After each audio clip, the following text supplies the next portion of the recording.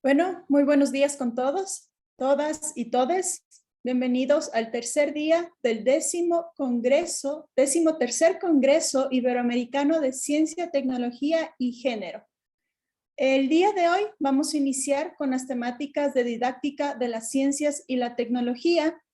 Primero es importante solicitar a los ponentes que antes de su nombre, por favor, coloquen la palabra ponente para poder identificarlos. Segundo, recordarles que vamos a tener 10 minutos para sus presentaciones. A los 8 minutos, cuando les falte 2 minutos, van a escuchar este sonido. De esta forma, ustedes recordarán que tienen 2 minutos para poder cerrar su ponencia. Indicar también que el ponente compartirá su pantalla con su presentación. A toda la audiencia les recordamos que las preguntas se generarán al finalizar la ponencia, por lo cual solicitamos colocar el nombre de la persona a quien va dirigida la pregunta en el chat. Es importante también mencionarles que la asistencia se generará mediante un formulario de registro de asistencia para el cual ustedes tienen que ingresar y registrarse. Eso lo encontrarán en el chat. Entonces, para iniciar el día de hoy, vamos a empezar con una charla denominada Disparidades de género en la significancia de la autopercepción de las habilidades y la pérdida de capital humano, CTI, un análisis para el caso peruano. Demos la bienvenida, por favor, a Alfonso Jesús Rodríguez Saldarriaga. Buenos días, buenos días. Quiero consultar si se me escucha bien, ¿no se me escucha? Sí, Perfecto. se te escucha bien y te podemos ver también. Perfecto, muchas gracias. A ver, voy a compartir mi pantalla con la presentación. Compartir. No sé si se ve bien, está... Sí, si pueden perfecto. verme. Ahí podemos ver tu presentación. Entonces, recuerda, tenemos 10 minutos y cuando te falten 2, escucharás la campana. Perfecto, perfecto. ¿Podemos ponerla en pantalla completa, por favor? A ver, vamos a esto. Sí, es que está en PDF. ¿Se ve en pantalla completa ahí? Sí, muchas gracias. Perfecto, perfecto. Entonces comenzamos con la exposición. El estudio parte de dos motivaciones generales. La primera motivación es esta disparidad que existe en la postulación y el ingreso a carreras tipo STEM, ¿sí? Ciencia, tecnología, ingeniería y matemática.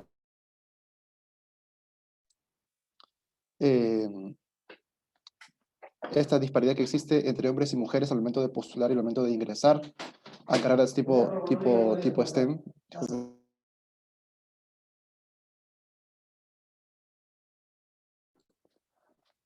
Y en segundo lugar, dado que estamos en un país en desarrollo, la segunda motivación es el tratar de aumentar el capital humano tipo STEM, dado que hay varios estudios que indican que la concentración de capital humano tipo STEM puede tener varios efectos positivos sobre las paredes socioeconómicas dentro de un área geográfica determinada.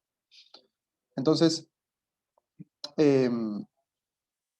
dentro del estudio, lo que se hizo fue básicamente elaborar dos mediciones, una conocida como autoeficacia y la otra conocida como teorías implícitas.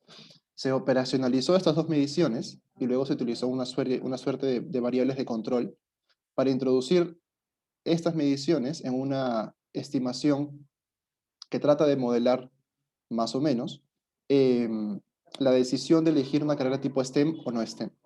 Sí, y luego esta modelación se hizo para hombres y para mujeres por separado. Esto era lo que mencionaba acerca de los efectos positivos de la concentración de capital humano STEM. Vamos rápidamente porque no tenemos mucho tiempo.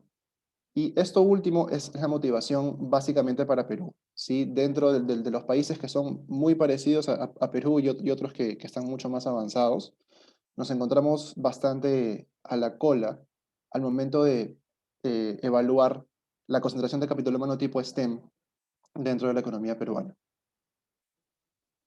Entonces, como mencionaba, este artículo, este estudio tiene 4 objetivos. Introducir estas mediciones que mencioné antes a un modelamiento estadístico, operacionalizar estas mediciones para poder tener una medición, digamos, objetiva de lo que se conoce como autoeficacia y teorías implícitas, contribuir a la literatura empírica, dado que bueno, gran parte de la literatura empírica se ha concentrado en el estudio solamente de mujeres, y aquí lo que estamos haciendo es comparar, ¿sí? Para tener una visión un poco más comprensiva del problema. Y luego, y por último, tratar de evaluar si es que existen, primero, diferencias de género en estas variables que he mencionado antes de autoeficacia y teorías implícitas, y si es que existen, ver cuán graves son. Entonces, el marco teórico es bastante sencillo. Se asume que los individuos son forward-looking, es decir, que tienen en cuenta no solamente el estado actual de las cosas, sino el estado de las cosas a futuro, y sobre todo el estado de las cosas a futuro una vez que emprenden cierta actividad. Estas son solamente una suerte de modelaciones matemáticas para darle un poco más de rigurosidad o sofisticación al asunto, pero lo que estoy tratando de mostrar aquí se va a entender mejor en el gráfico. Aquí en el gráfico tenemos tres variables principales, ¿sí?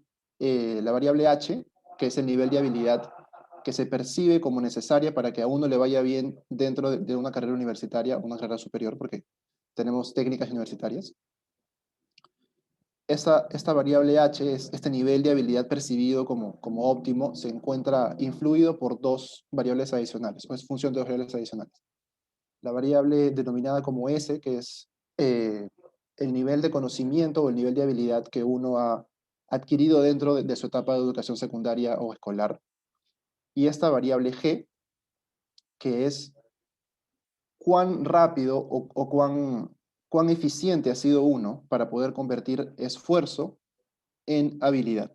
¿Sí? Entonces, en el gráfico tenemos dos ejes. En el eje de las verticales tenemos a este nivel de habilidad percibido como necesario, h, y luego el nivel de esfuerzo. Y para hacer un poco más claras las ideas, hemos graficado el caso de dos postulantes a cierto tipo de carrera superior. ¿Sí? El postulante 2 tiene una eficacia bueno, en todo caso, una eficiencia para convertir esfuerzo en habilidad mayor que el estudiante 1. Y precisamente estas dos tasas de crecimiento, estas dos eficiencias para convertir conocimiento esfuerzo en habilidad, son lo que se conoce como teorías implícitas de la habilidad. Precisamente el Ministerio de Educación ha tratado de inculcar esta clase de teorías implícitas conocidas como growth mindset. Este growth mindset, una vez que se inculca en los estudiantes o en las estudiantes de primaria y secundaria, lo que hace es tratar de hacerles ver que la inteligencia no es un stock inamovible, no es una habilidad innata. Tiene cierto componente de habilidad innata, sin embargo, es un stock que se puede modificar. Así como cualquier habilidad, por ejemplo, física, si uno practica, si uno entrena, la habilidad, por ejemplo, para las matemáticas o para las ciencias puede mejorar. Entonces, el resultado de esta intervención es que la performance de las alumnas, de los estudiantes en matemática y ciencia, mejora cuando se les inculca este growth mindset. Entonces, lo que estoy tratando de capturar es esa mejora que se podría haber inducido por este growth mindset. Entonces, esto es solamente la parte teórica. Entonces, tenemos a la autoeficacia como la habilidad ya adquirida, digamos, el stock que se ha adquirido de habilidad dentro de la educación secundaria.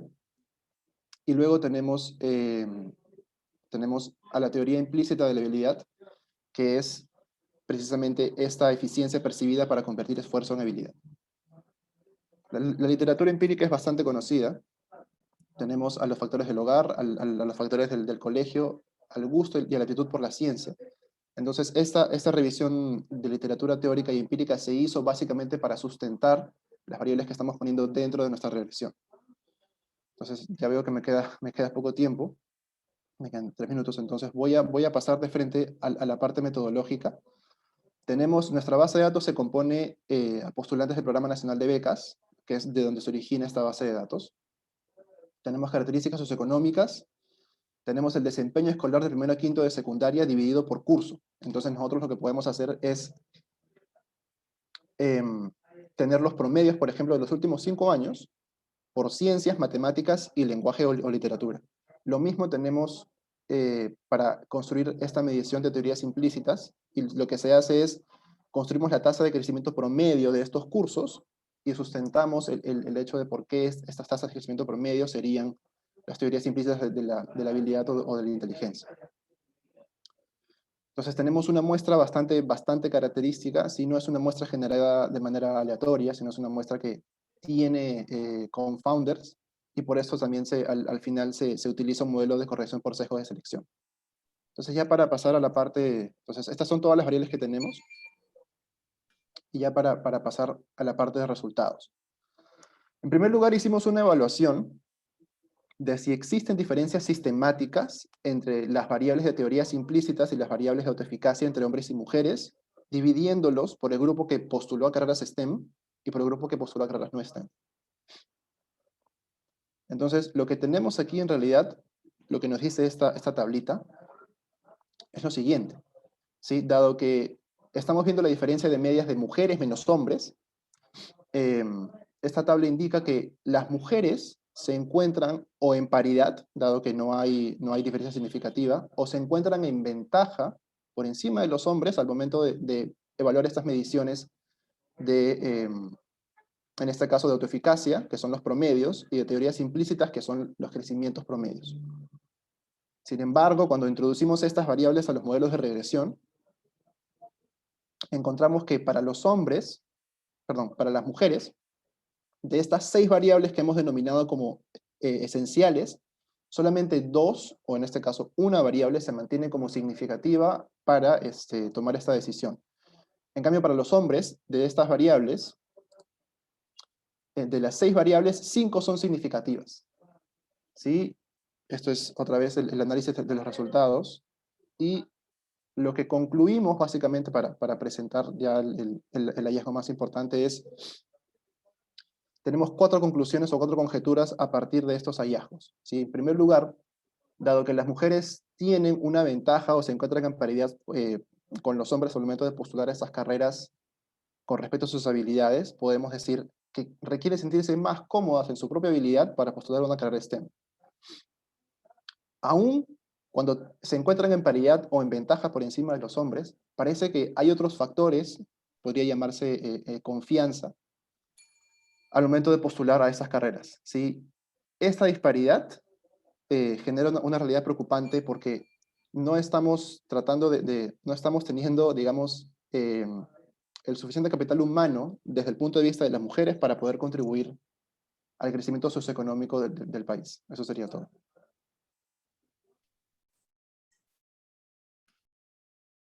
Muchas gracias, Alfonso, por tan interesante estudio. Felicitaciones por los resultados obtenidos. Vamos a continuar contigo al finalizar las charlas cuando receptemos las preguntas. Muchas gracias. Recordarles a la audiencia que se acaba de conectar que vamos a tener una ronda de preguntas al finalizar las exposiciones, por lo cual en el chat se van a receptar sus preguntas, por lo cual deben colocar el nombre de la persona a la que está designada la pregunta. Continuemos, por favor. Para la segunda charla vamos a hablar sobre perspectivas feministas decoloniales en la didáctica de las ciencias. Implicancias para la investigación en educación intercultural bilingüe indígena. Este es un trabajo de Mónica de Jesús Rodríguez González y Jacqueline Smitnet-Gorbuty. Demos la bienvenida a Mónica, por favor. Muchísimas gracias. Bueno, buenos días, buenas tardes, buenas noches, si alguien lo ve en la noche. Voy a comenzar compartiendo mi pantalla. Ok. Perfecto, Mónica. Ahí podemos ver tu presentación. Si puedes ponerla en modo presentación y ya podrías iniciar. Recuerda que cuando te falten 10 minutos escucharás una campana. Muy bien. Entonces, comienzo. Este trabajo está titulado Perspectivas feministas decoloniales en la didáctica de las ciencias. Es un trabajo hecho entre varios países, México, Argentina y Colombia. Soy Mónica Rodríguez y muchas gracias por el espacio. Ok, comencemos con María Lugones, quien en 2018 propone o denomina el sistema género moderno colonial, que pues ha afectado nuestras interpretaciones, teorizaciones, investigaciones, metodologías y hasta prácticas políticas, reproduciendo pues en el feminismo las lógicas racistas y decoloniales, por lo cual tomar una postura decolonial significa replantearse las categorías centrales del feminismo, como lo que es el género, las mujeres, la intervención social, a los grupos minorizados, a los pobres y una serie de conceptos pues que reflejan esta evidente colonialidad. Entonces, en el sistema que propone Lugones, se implica la colonialidad de 4 cosas: del ser, del saber, el poder y el género. El ser es desde la negación de las personas racializadas, de decir yo no soy una persona racializada, desde el saber, la negación del conocimiento ancestral, el poder como la negación del poder de los pueblos oprimidos y anteponiendo a los conquistadores como los buenos. Y aquí se suma también la colonialidad del género como imponer un binarismo hombre-mujer como único y exclusivo. Ahora bien, tomando esto en cuenta, esto afecta cómo hacemos las investigaciones en cuanto a didáctica y evidentemente cómo se educa después. Por lo que una posición decolonial, tomando en cuenta a estas investigadoras de coloniales feministas, se implica que entender que tanto la raza como el género han sido constituidos como una epísteme moderna colonial, que no son simples ejes de diferencia en la interseccionalidad. O sea, normalmente la intersección, en los análisis de interseccionalidades se pone como género y como la raza como 2 líneas diferentes, cuando en realidad son la misma línea interpuesta pues por el colonialismo, por la conquista, y pues que se continúa reproduciendo en la colonialidad contemporánea. Por lo que Ochi Curiel, una antropóloga, comenta que hacer la antropología, por ejemplo, de la dominación, la antropología del poder, significa hacer etnografía del norte y del norte que existe en el sur, hacer etnografía de nuestras propias prácticas académicas, metodológicas, pedagógicas, que contienen la idea del desarrollo de una solidaridad transnacional basada en privilegios. O sea, significa hacer una antropología de nosotros en estos lugares a los que vamos a empezar a implementar investigaciones para la educación, para la didáctica de las ciencias. No nada más hacer esta antropología del lugar, sino, ok, tú como persona que estás desde fuera yendo a estos lugares, ¿cómo estás tú ejerciendo el poder y hacer la antropología desde ese lugar, desde tus privilegios?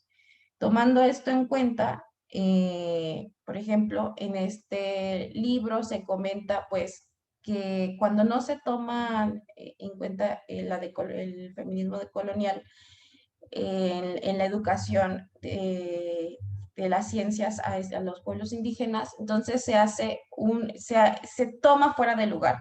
Entonces, el conocimiento indígena en cuanto al currículum de la ciencia, pues es como, pues no tiene mucho sentido, porque ninguna de las investigaciones fueron escritas a partir de evidencias, sino a partir más de teorías, de programas de clases basados en comunidades indígenas. De hecho, en este libro se menciona, casi no se encuentra literatura sobre casos de comunidades indígenas involucradas en la educación de ciencias de sus infancias.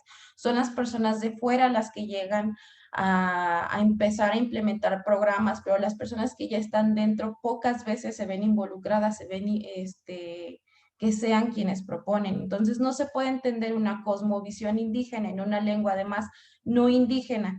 Normalmente se llega a educar en el idioma de la conquista. Entonces, pues se separa la cultura de la lengua y se hace creer que la lengua solo es una herramienta técnica cuando tienen palabras que incluso pueden definir mejor otras cosas que uno intenta enseñar.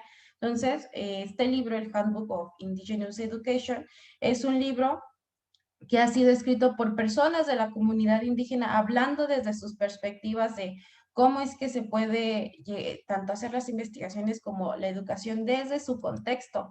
De hecho, comenzando con el primer capítulo, donde buscan la autodeterminación del pueblo, donde todas las personas indígenas pues son de hecho autores de este libro. No hay personas blancas porque ya hay mucho de eso en la investigación. Además, lo importante es que hablan las comunidades desde las comunidades, los investigadores desde sus comunidades. En el segundo capítulo habla de que quieren dejar de ser los invitados a su propia investigación de sus propias comunidades. Ellos deben ser los que investiguen desde dentro y nosotros ser los invitados a unirnos, a apoyar y no ser los que comienzan y decir, ah, sí, como tú eres de la comunidad, pues deberías estar en esta investigación, pues como de, pues no, desde mi contexto como persona de fuera, yo voy a tener una visión muy diferente a alguien que ya vive ahí, que conoce a su comunidad, que sabe qué es lo que necesita. Entonces aquí se cae muchas veces en lo que es la caricaturización de la cultura. En este texto que ponían de ejemplo a la comunidad maorí de Nueva Zelanda, pues ponen 3 puntos de esta caricaturización, que en la educación a veces solamente se toma aspectos muy superficiales de la cultura como artefactos y símbolos.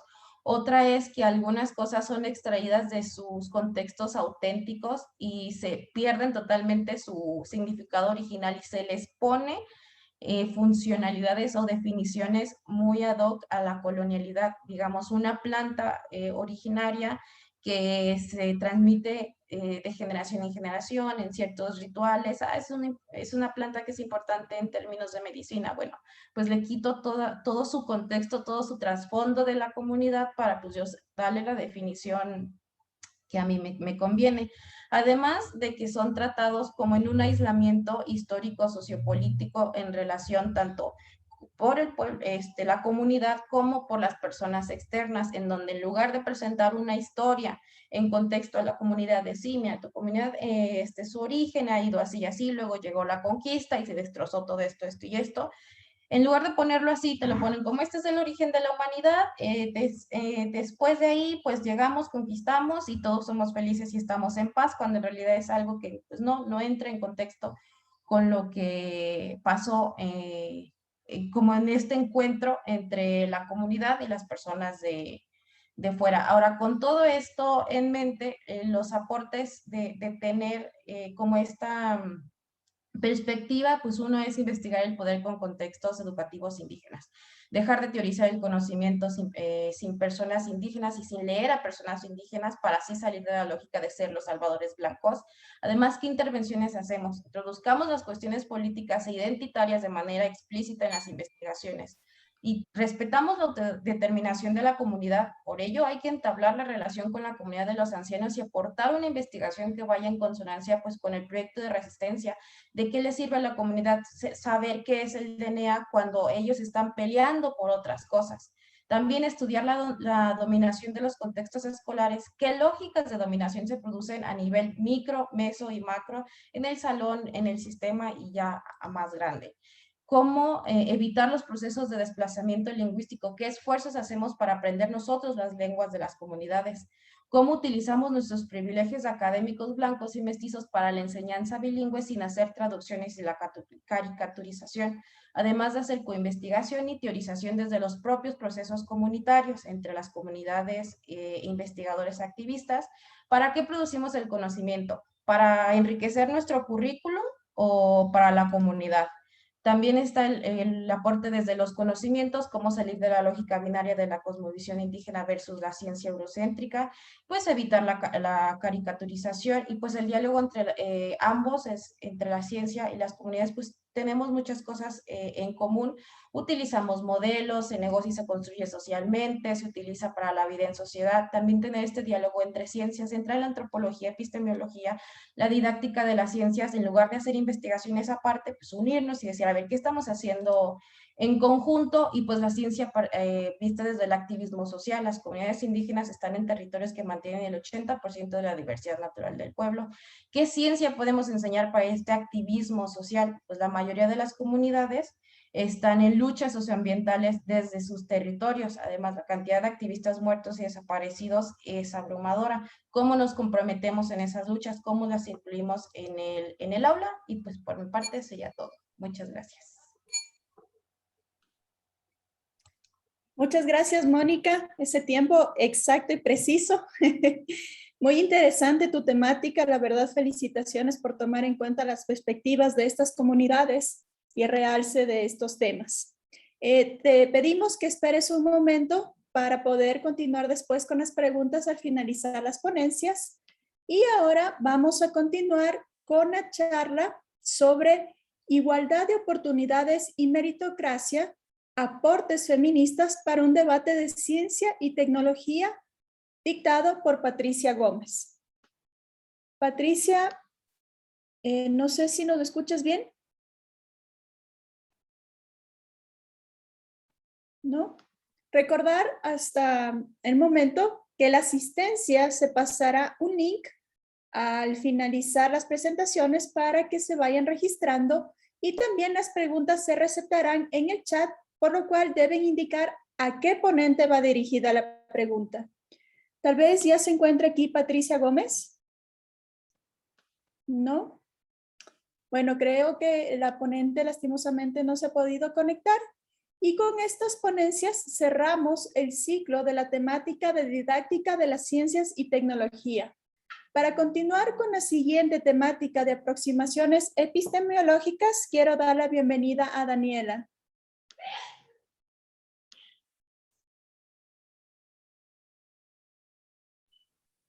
Aló, Hola Daniela, te escuchamos bien. ¿cómo estás?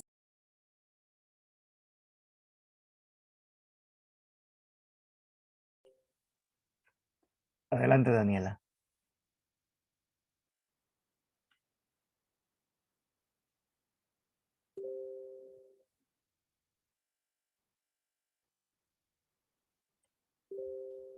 Daniela está sin audio. Ok, ahora sí. Bueno, buenos días con todas y con todos. Mi nombre es Daniela Leitón y les estaré acompañando en esta fase en calidad de moderadora, ¿no? El panel de esta sección corresponde al eje de aproximaciones epistemológicas. Este eje pretende analizar las discusiones actuales y los desarrollos críticos sobre los contenidos de las teorías y productos de la ciencia, así como la tarea pionera de las mujeres que han enfrentado barreras sistemáticas para el acceso a los espacios de reconocimiento epistémico. La epistemología feminista posiciona la vida de las mujeres, sus experiencias y perspectivas en el centro del análisis de la producción teórica, científica y tecnológica. De esta manera, corrige las distorsiones, sesgos, recuentos o explicaciones erróneas realizadas en el ámbito de la historia, la ciencia y la tecnología. Se interroga sobre las creencias aceptadas, suposiciones compartidas y se replantean las preguntas de investigación. Esto al señalar que los intereses y prejuicios de género tienen un impacto importante en la producción del conocimiento científico, tanto en las prioridades y preguntas de la investigación como en los métodos utilizados en el análisis y las recomendaciones que se hacen para futuros estudios. El protocolo de la siguiente sección será de la siguiente manera. Los expositores tendrán 10 minutos de intervención. 2 minutos antes escucharán una alarma que les indicará que deben ir cerrando sus intervenciones. La alarma que escucharán es esta.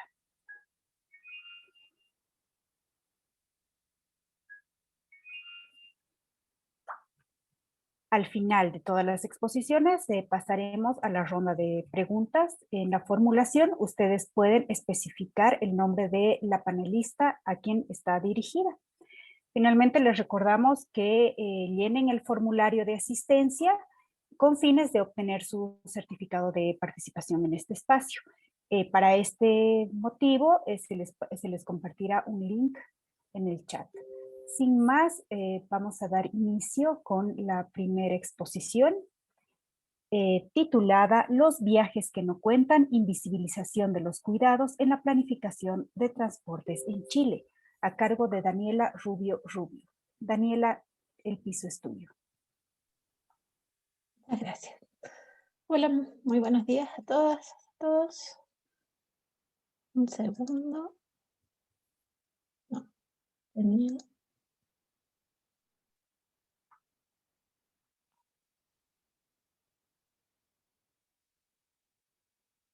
¿En mi pantalla? Sí, la vemos. Muchas gracias. Bueno, efectivamente, mi nombre es Daniela Rubio, Esta es mi proyecto de tesis doctoral, por lo que todavía está en curso. No les voy a presentar resultados, sino más bien es un proyecto que está en curso, por lo tanto les voy a contar un poco de qué se trata. ¿Ya? Como decía moderadora, el nombre es Los viajes que no cuentan, análisis de la configuración de narrativas androcéntricas e invisibilización de los cuidados en la planificación operacional del transporte público en Chile. Los objetivos de la investigación son, primero, como caracterizar los principales marcos conceptuales y epistemológicos de la planificación de transporte, develando el androcentrismo de las narrativas que los subyacen. Analizar luego la manera en que esas narrativas se materializan en metodologías, instrumentos y procesos en la planificación operacional del transporte público de Santiago, y explorar propuestas metodológicas, instrumentos y procesos que permitan materializar una perspectiva de los cuidados en el diseño de un plan operacional de transporte público. Para comentarles un poco el marco conceptual principal, o en el fondo el análisis que se hará como categoría principal de cómo se expresa esta narrativa androcéntrica, entendiendo narrativas como lo plantea Donna Haraway, como aquellos relatos que construyen la ciencia y que de alguna manera son relatos políticos y los cuales debemos como disputar, ¿no es cierto? Entonces el objetivo es ver cómo los cuidados, ¿no es cierto?, todas las actividades que proporcionan las condiciones materiales y emocionales para sostener la vida, requieren realizar actividades en la ciudad, ¿ya? Y que esa idea de que los cuidados se realizan solo en el ambiente privado, ¿no es cierto?, ya es algo que muchas geógrafas y urbanistas, ¿no es cierto?, han cuestionado. La ciudad es un lugar donde deben realizarse actividades de cuidado, y esas actividades de cuidado, por lo tanto, requieren de movilidad, requieren de transporte, ¿no es cierto? Principalmente en el fondo los desplazamientos que permiten en el fondo la realización de estas actividades es lo que vamos a entender, como lo denominó Inés Sánchez de Madariaga, esta movilidad del cuidado. La hipótesis en el fondo, o el supuesto con el que parte la investigación, es que el transporte, no solo en Chile, sino en términos generales, la planificación de transporte se concentra principalmente en los viajes laborales, ¿no? Aquellos viajes que se llaman incluso en transporte como viajes obligados, ¿no es cierto? Esos viajes que se realizan principalmente en horarios punta. El tema es que si nosotros observamos en Santiago de Chile, por ejemplo, el 63 prácticamente % de esos viajes realizados con motivos de trabajo lo realizan varones, mientras si reunimos todas las actividades que en las encuestas origen-destino suelen estar fragmentadas, ¿no es cierto?, pero que si las reunimos, ya sea hacer trámites, ir de compras, ir a dejar a alguien, acompañar a alguien al médico, etcétera, etcétera, si reunimos esos motivos de viaje, el 65 o casi 66% de esos viajes son realizados por mujeres.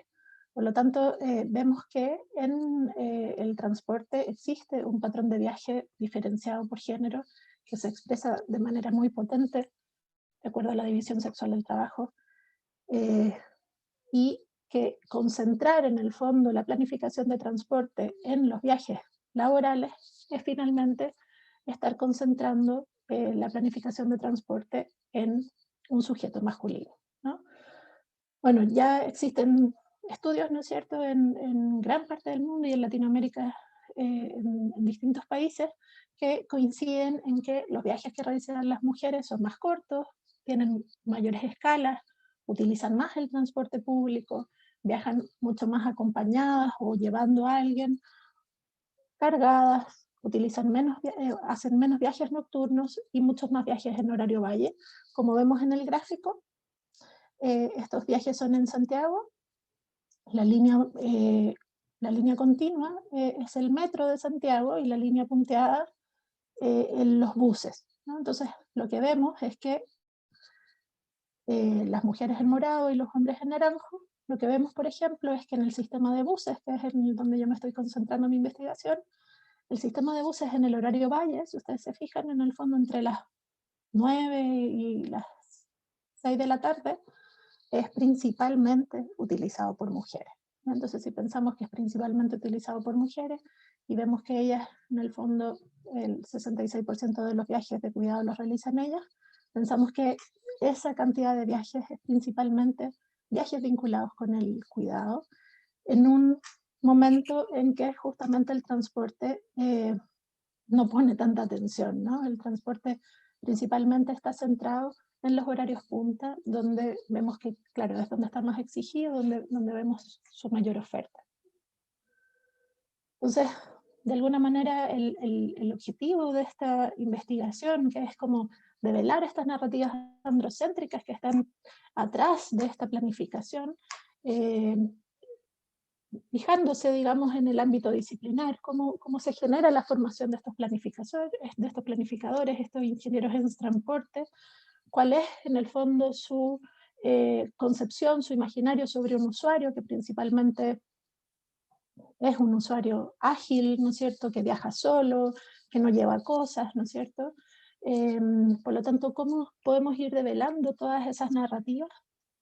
Luego, en el fondo, cómo vemos que esas narrativas se convierten en metodologías de planificación, específicamente en el transporte público de Santiago, como caso de estudio, pero en el fondo ahí hay una serie de metodologías que están presentes, por ejemplo, la manera en la que nosotros contabilizamos los viajes, ¿no? A través de la tarjeta VIP, y vemos, por ejemplo, que solamente la tarjeta la tienen mayores de 12 años, por lo tanto los niños no los vemos, no los contabilizamos, hay una serie de circunstancias ahí que están reflejando este modelo de ciudad androcéntrica, y para poder explorar en el fondo cómo estas narrativas feministas de la ciudad cuidadora, y que en Chile estamos discutiendo mucho a raíz de la nueva constitución, la posibilidad de generar una constitución, ¿no es cierto?, un Estado que sea diferente y feminista, cómo podríamos efectivamente materializar esto en el transporte.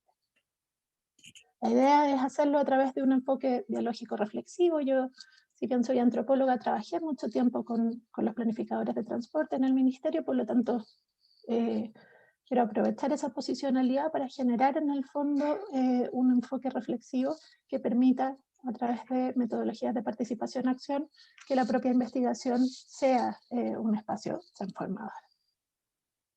Muchas gracias. Gracias por tu participación, Daniela. Realmente importante la investigación que estás realizando para tu tesis doctoral. Vamos a dar paso al siguiente expositor. Queremos invitar a Andrea Figueroa Vargas. El tema que nos trae Andrea es masculinización en la formación profesional de las carreras de ciencias en Chile, perspectivas de género desde la mirada de las mujeres en su formación profesional. El plato es tuyo. Gracias. No sé si pueden escucharme bien y ver la presentación. Te escuchamos perfectamente, Andrea. Ahí me parece que ya lo pueden ver. Bien, buenos días a todos y a todas y todes. Efectivamente, lo que yo voy a compartir con ustedes son algunos de los resultados de un estudio de masculinización en la formación profesional de carreras de ciencias en Chile, pero particularmente me voy a enfocar en la carrera de Ingeniería Civil en Minas. Desde la perspectiva de género y con un foco particular sobre la mirada de las mujeres en la formación profesional. Esta investigación se realizó entonces en esta carrera y particularmente focaliza tanto los discursos como las prácticas de las mujeres en formación para estas carreras de ingeniería. Algunos elementos referenciales que son importantes considerar o tomar como marcos de referencia en esta exposición. Primero, desde la perspectiva de Bourdieu. El orden social, nosotros sabemos que siempre funciona como una inmensa máquina simbólica que tiende a ratificar la dominación masculina. Y esos elementos también, entonces, los vamos viendo en los planos de las carreras de STEM, pero particularmente en las carreras de Ingeniería Civil en Minas. Por otro lado, ya Scott en el año 86 nos sugiere que en temas o en materias de género hay 4 elementos que se comienzan a interrelacionar. Por un lado, los símbolos culturales, los conceptos normativos y también entonces los sistemas de parentesco, el mercado laboral, los sistemas educativos, la organización política y las identidades subjetivas que se comienzan a construir. Desde ese enfoque entonces y atendiendo a aquello, hoy en Chile la incorporación de mujeres para formarse profesionalmente en carreras de ingeniería civil en minas solo alcanza el 22,4% del estudiantado a nivel nacional. Sin embargo, la fuerza laboral del grupo femenino entonces solamente alcanza en datos recientes al 7,2% y focalizadamente se desempeñan en tareas de pequeña minería. Es decir, mujeres hoy no tienen acceso a la posibilidad de desarrollar su ejercicio profesional en la mediana y la gran minería, elementos que ya han sido diagnosticados por la CEPAL y que propone un conjunto de políticas públicas para subsanar esas inequidades. Por otro lado, también es interesante considerar que en el caso de las carreras de ingeniería en mina, tuvieron poco acceso las mujeres por 2 factores importantes. Uno, por mito. Esta es una carrera que tiene un marco cultural de tradición y de creencia muy fuerte, concentrado fundamentalmente en el grupo masculino, desde una lógica más androcéntrica y que articula entonces aquellos elementos más bien normativos que plantea Scott sobre la fortaleza o la debilidad de las mujeres para entonces integrarse a estas labores. Y por otro lado, también desde el punto de vista legal, las mujeres en el plano de la ingeniería civil en minas no fueron posibles de incorporarse a este campo hasta, por ley, hasta el año 96. Por tanto, la incorporación de este grupo de la sociedad entonces a la formación y al ejercicio profesional es de data bastante reciente. Por otro lado, sabemos que hay un sinnúmero de discursos que han ido justificando históricamente la exclusión femenina en tareas operativas de menor fuerza en comparación entonces con los hombres. Y se asumen tareas que por requerimiento de esfuerzo corporal o peligrosidad, que es uno de los elementos centrales que nosotros vemos aquí, no resultan apropiadas para las mujeres. Por otro lado, entonces, para las carreras de ingeniería y las diferencias entonces de la elección de carreras estarían dadas por patrones culturales. Y aquí también es otro elemento de sesgo que se empieza a evidenciar en carreras con esta naturaleza. La investigación, por tanto, se sitúa en el análisis de las prácticas y los discursos de género que existen en las estudiantes femeninas de la carrera de Ingeniería Civil en Minas de una universidad en Chile. Y cómo van operando entonces las relaciones, las concepciones y los marcos de actuación, tanto con los pares, los académicos y los dispositivos institucionales que van a incidir en la formación profesional. Esta investigación está situado en un paradigma interpretativo, fundamentalmente cualitativo, y es un estudio descriptivo. Y se realizaron entrevistas en profundidad a 6 estudiantes mujeres de esta carrera que cursan entonces 3er año de formación y que están en el hito central de formación, pues esta carrera tiene una duración de 6 años. Las categorías entonces que nosotros consideramos para esta investigación son las prácticas y los discursos de género, y las subcategorías son las relaciones, concepciones y marcos de actuación. Para efectos de análisis realizamos un análisis de contenido y bueno, voy a compartir los principales resultados de esta investigación.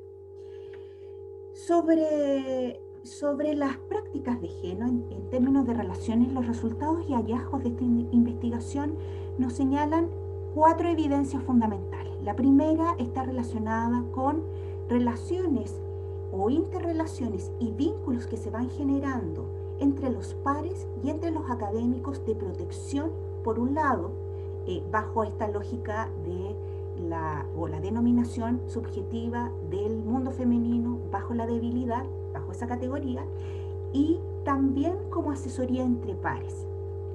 Esa asesoría que hacen los pares entonces a este grupo de estudiantes ingenieras están asociadas fundamentalmente al cómo deben hacer entonces su formación, a cuáles son los desafíos que tienen de ser mujeres para ejercer la profesión en el futuro, y otros elementos que son más bien relacionales en términos de cómo se van vinculando entonces con los pares. Por otro lado, también lo que vamos observando es la generación de subgrupos de exclusión en los procesos formativos. En esta carrera en particular, ingresaron 120 hombres a una carrera en particular y solo 20 mujeres. Al pasar a la trayectoria al tercer año, solamente quedan 6 mujeres y cerca de 100 varones que se están formando en esta carrera. Este grupo entonces se genera una comunidad, aborda los procesos de acompañamiento, de formación entre ellas, y entonces se van situando como un grupo ya excluido entonces dentro ya del panorama de exclusión en el cual están situadas.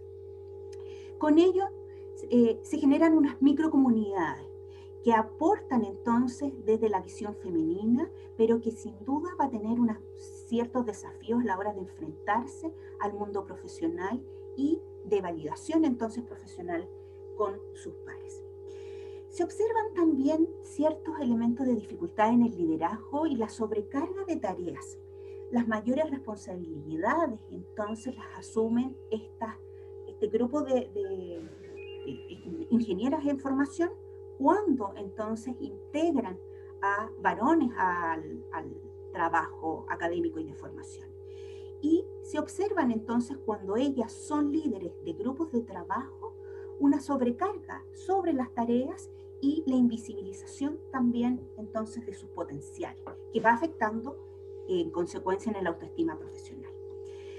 Otro elemento también importante a considerar es la modificabilidad de las identidades con las cuales han transitado y las subjetividades entonces que van construyendo frente a sus potencialidades profesionales, y también frente a su identidad desde la perspectiva de Butler, de la performatividad con las cuales ellas se enfrentan de género con sus pares.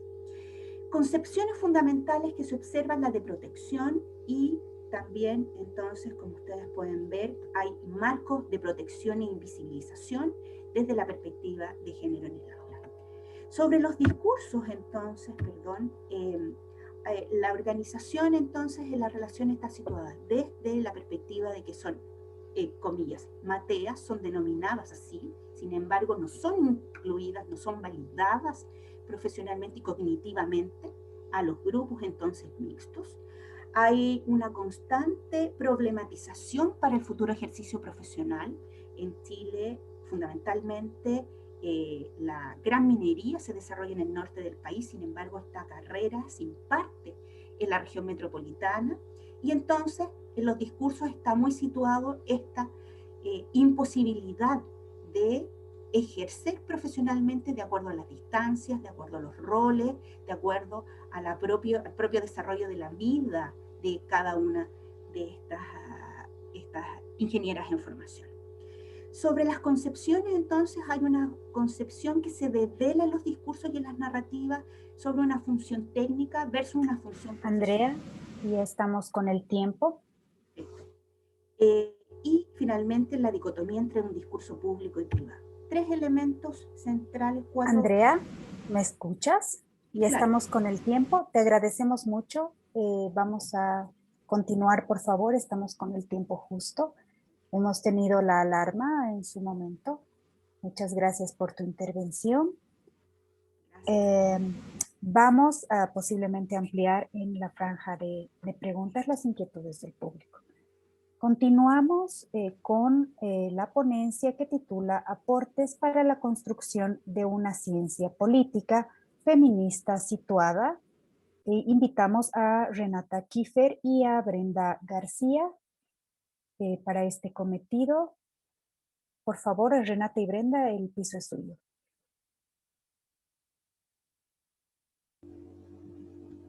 Hola, buen día. ¿Se me escucha bien? Un poquito más alto, si puedes, por favor, Brenda. Ahí.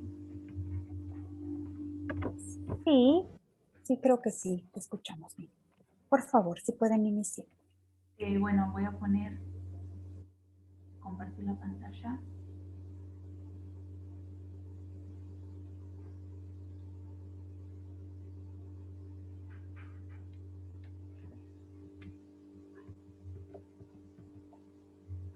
Bueno, nuestra ponencia se titula Aportes para la construcción de una ciencia política feminista situada. Nosotros lo que hemos hecho es partir de considerar cuestiones teóricas y epistemológicas en las que se detiene Martín Retamoso, quien retoma a Giovanni Sartori para pensar el estatus epistemológico actual de la perspectiva de la ciencia política. En ese sentido, Retamoso lo que hace es abordar tres niveles y tres críticas fundamentales, o sea, tres críticas fundamentales a partir de tres niveles. En un principio, el nivel epistemológico, en el cual se plantea que la ciencia política hegemónica tiene una visión acotada de la ciencia y sus métodos. En un segundo punto, en un nivel teórico, la crítica va en torno a que la ciencia política hegemónica tiene una visión restrictiva de la cuestión política, o sea, en esa línea es como que no se hace una diferenciación entre la política y lo político. Y en un tercer nivel, en el nivel ideológico, el autor plantea que hay una visión de mundo que está asociada al liberalismo. Bueno, en este sentido nosotras nos reposicionamos epistemológicamente, ético-políticamente, desde un lugar como sujetas que interactuamos con nuestro contexto y construimos conocimiento colectivamente. Esto reconociéndonos como profesionales que somos parte de un todo mucho más complejo al cual tenemos intenciones de aportar, ¿no? Esto sería también apostar a la construcción de un conocimiento crítico. Bueno, acá, como se ve en la filmina, este reposicionamiento apuesta al conocimiento colectivo, crítico y situado, que visibiliza también este sesgo androcéntrico que está vigente en la construcción de conocimiento en términos generales de las ciencias sociales y en términos particulares, y como estamos poniendo en cuestión acá, dentro de la ciencia política. Por eso lo que hicimos fue, a medida que el autor desarrolla cada uno de los niveles de las críticas, pensar cuáles son los aportes feministas a cada uno de estos niveles. En un primer nivel, el aporte feminista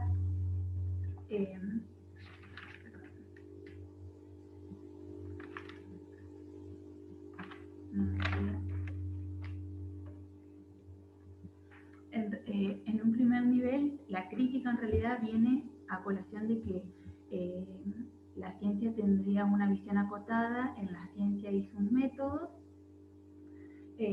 Por ello, Retamoso plantea de que la ciencia política, como un gigante con pies de barro, tiene la posibilidad de replantearse, ya que los conceptos que se construyen dentro de las ciencias sociales son polisémicos, y dentro de estos conceptos siempre hay decisiones de los investigadores que se ponen en juego en sus decisiones axiomáticas. Entonces, él dice que la ciencia política tiene una deuda en términos epistemológicos. En ese sentido, los aportes del feminismo vienen en relación a que se plantea el conocimiento como un conocimiento situado, como sujetas políticas que reconocen esa dimensión ideológica e histórica dentro del proceso de producción de conocimiento, ¿no? Esto haría de que la objetividad situada se potencie y no es que deje de perder legitimidad o cientificidad el conocimiento que se construye, sino que hay una resignificación de esa pretensión de objetividad y también una transformación en esa relación con el objeto de estudio, ¿no? Bueno, se reconoce el sesgo androcéntrico y lo que se plantea en este eje es la idea de que es necesario abrir espacios epistemológicos para crear nuevas preguntas y es muy importante para nosotras resaltar el hecho de que los proyectos feministas de investigación vienen de la mano con experiencias de las mujeres en lucha. Entonces el feminismo es como una teoría crítica que devela, hace ver, construye otro mundo posible, da nombre a lo que no se ha nombrado y desde la ciencia política apuesta a mirar, visibilizar y construir otros problemas. ¿Cómo podemos pensar otras formas de hacer políticas? En un nivel teórico, el feminismo hace un aporte a otras maneras de entender la política y lo político. En este sentido hay implicancias que tienen que ver con reconocer las relaciones de poder sexogenéricas, ya que la ciencia política tradicional se ha acotado, esto lo plantea Retamoso, al estudio del sistema político, el Estado y la administración pública, y por ahí ha dejado el plano de lo político como eso instituyente, indeterminado, contingente, o las micropolíticas de otros actores que no son hegemónicos, los ha dejado por fuera. Y el feminismo piensa la política como una praxis transformadora propia de las mujeres y de las disidencias sexogenéricas, como un horizonte que es emancipatorio y que va mucho más allá de la dimensión política, electoral, institucional y estadocéntrica que se ha planteado desde la ciencia política hegemónica, que también ha trasladado ciertos marcos o recetas que tienen que ver con otros contextos que no es el latinoamericano, y en ese sentido la construcción de problemas ha dejado por fuera muchas problemáticas que tienen que ver con sujetos y sujetas políticas que no han tenido lugar. Y por último, el aporte y la crítica que hace Retamoso en un nivel ideológico-político tiene que ver. La crítica tiene que ver con que hay una normatividad que está asociada al liberalismo, y en ese contexto hay una dimensión constitutiva de la ideología como parte de la ciencia, de criterios y valores que se reproducen, ¿no?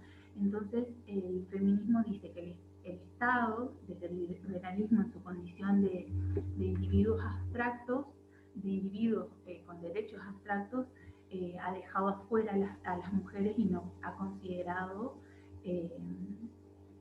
no se las ha considerado a partir del término de género que visibiliza esta desigualdad respecto de que todos los sujetos no son considerados iguales en términos estrictos y de hecho, ¿no?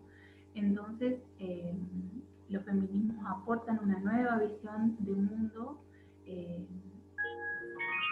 de categorías cognitivas y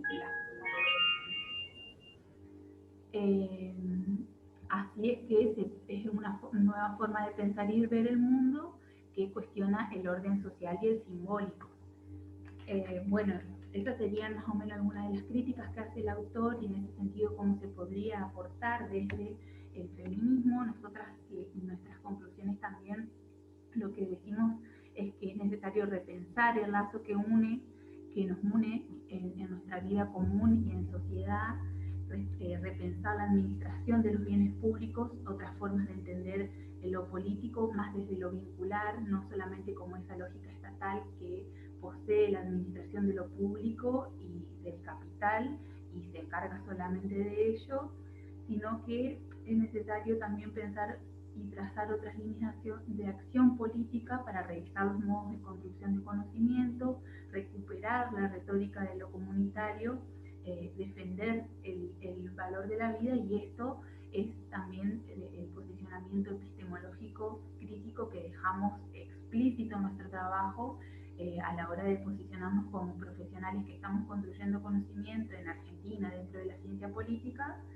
y esto tiene que ver con una ética feminista que piensa la política y lo político en términos más vinculares, comunitarios, que apuntan a un sostenimiento de la vida más que a una reproducción económica con tintes liberales que solamente apuntan en cierto sentido a la reproducción del capital, ¿no? Bueno, esto sería todo. Muchas gracias, Brenda, por la exposición, sin duda muy interesante. Debatiremos al final. Vamos a dar paso a la siguiente exposición. Invitamos a Alejandra Marcela Venegas.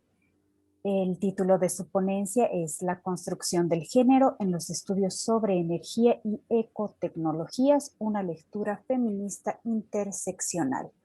Alejandra, el piso es tuyo. Hola, muchas gracias. Voy a compartir mi presentación y les pido disculpas de antemano porque tengo que apagar mi cámara porque mi conexión es medio mala, pero comparto la pantalla y empiezo. Gracias. Continúa. Ok. Creo que ahí quedó la cámara. Bueno, voy a empezar. Mi nombre es Marcela Vanegas, yo trabajo en el IDIPCA en Bariloche.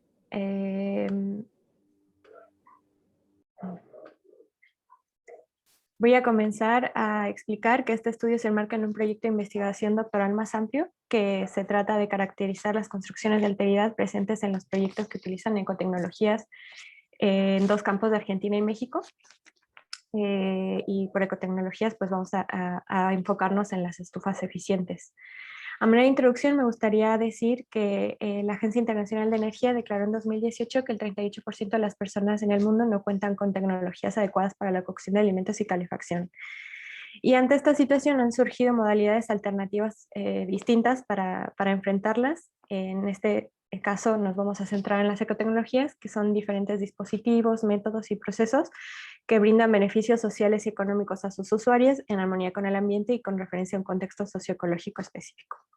En este campo de la energía doméstica hay muchísimos proyectos de diversos orígenes, pero en muchos casos la adopción de la ecotecnología fracasa porque la teoría del consumo de energía en el hogar que utiliza está basada en una elección racional y una metodología individualista, que ha despojado el consumo de su fundamento de procesos históricos sociales y ha ignorado la capacidad del mundo material, incluidos los cuerpos humanos. En cuanto al objetivo general bueno, voy a pasar a lo siguiente, que si bien la incorporación de la perspectiva social en la ciencia y técnica ha cobrado relevancia como área multidisciplinar en la última década, en especial la transversalización del género, la presente investigación propone como imprescindible discutir el orden simbólico desde el cual se propone el vínculo de esta noción con la energía y el uso y adopción de ecotecnologías. Esto último parte de considerar que la categoría de género, así como la de raza, edad y otros clivajes, no emergen como un dato de la realidad, sino que se construyen a partir de definiciones resultantes de entramados sociales complejos. De hecho, la academia misma se constituye como una agencia con un capital simbólico propio que se pone en juego al momento de legitimar criterios para definir o nominar lo que se entiende por género.